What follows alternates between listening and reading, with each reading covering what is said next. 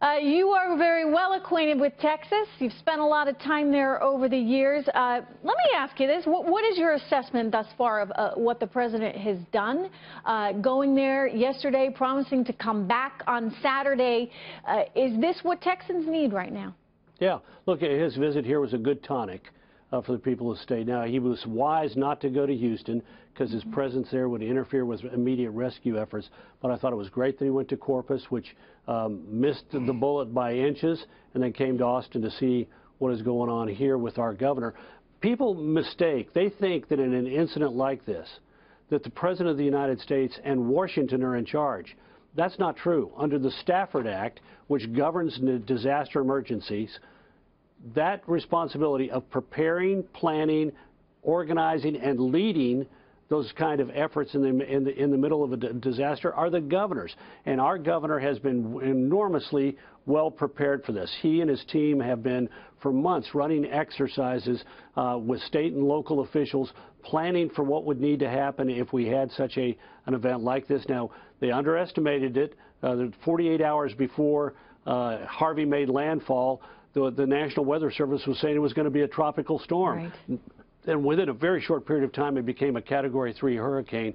But the federal government works best and works at all only when you have a governor in charge of the disaster emergency activities at the state level who knows what they're doing and can tell the federal government, here's what I need and here's where I need it. We saw this in Katrina. Well, I was going to say, ain't that the truth? Because you look at what happened in New Orleans and the mismanagement there. You had a lousy mayor. You had a governor that wasn't on top of it at the time. I mean, you need, at the local level, somebody who understands how to get the resources to the people. Otherwise, you're going to see exactly what I saw, which was hundreds of, if not thousands, of FEMA trailers lined up with people desperate for them, but no way to get them. Yeah, well, and look, there's a good contrast. You mentioned Louisiana. Look at the other 3 states that were affected. Mississippi, which saw the southern third of the state just devastated, but Governor Haley Barbour knew what he was doing. Bob Riley, Mobile, hard hit.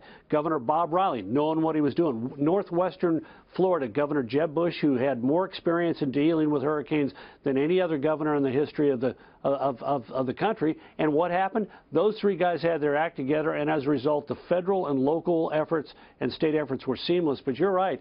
Kathleen Blanco, the governor of Louisiana, couldn't figure out what to do.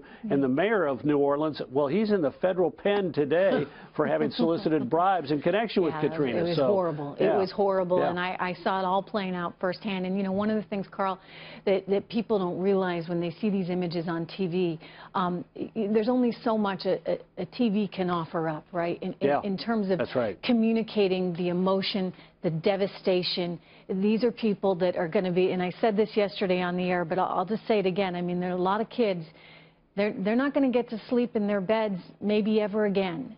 People are going to have to rebuild. Families are going to have to rebuild, and they're going to need a lot of assistance. Yeah. Well, and look, though, we're Texans. I've wrote my piece about Harvey for tomorrow's Wall Street Journal. I mean, we are a gritty people, a resilient people. We always think we can handle anything that's thrown our way, no matter how tough. And you're seeing it on television screens across America, the greatness of what our state has in its people. Human chains being formed in order to pluck somebody from dangerous currents, people showing up with their boats in order to help engage in rescue, our local and state officials who have been focused on this and planning and preparing for this kind of moment as best a human being can prepare. It's been an extraordinary experience, and I think a lot of people are going to look at what Texans have done in caring for their families and their communities in our state and say that's a people who's worthy of our respect. Yeah. No, it's really tremendous to see that, and I've said it's not just Texans that they're all representing. It's America. And this is, you know, this is the core of who we are, despite all the political bickering, and we had plenty of that lately. That's right. That's right. Well, we got rescue units and volunteer units from all across the country who have either been asked to come here or have shown up and been put to work, and that's the great spirit of America. Hey, Karl, not to change the subject or anything, but we're waiting on the president who's going to be speaking in Missouri at that manufacturing plant. Do you think that tax reform is going to get done this year, sir?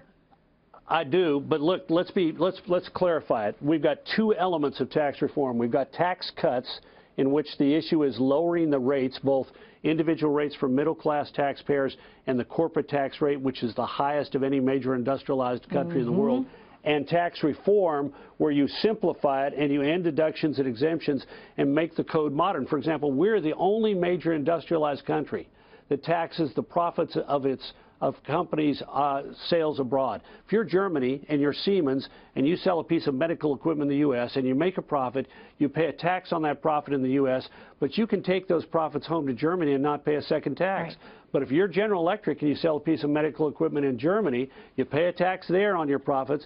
But if you bring it home, you take the same haircut as if that sale was made in the U.S. That discourages American companies from competing as broadly as they can abroad. It's so dumb these policy, two things. Carl. I'm going to go out and say it. I have no problem. It's dumb policy, really. Dumb policy, absolutely. You need to be doing everything you can to get that money back into the United States of America. So we're investing it here and we're creating jobs here. Why are we going to let it work for Germany or Ireland or anywhere else? Yeah. Now, the tension is this. The bigger the reforms you make, the more it makes it possible for you to have bigger tax cuts without ballooning the deficit as much as you might otherwise do. And so the fact that we're not going to be able to do as much reform, I think the repeal and replace, the House did its job, but the failure to get it by one vote in the Senate caused a lot of people to say, well, we're not going to be able to be as robust on tax reform. Let's just do a tax cut and be done with it. Let's give the money back to the people. Well, let's give the money back to the corporations, those that are earning it. Let's focus it on things that will encourage economic growth. Yeah. Cutting the corporate tax rate will. Having a territorial tax system so we don't double tax the profits of American companies will create more jobs here. We need to do something for small business, particularly with expensing and depreciation. I agree. But the focus ought to be economic growth.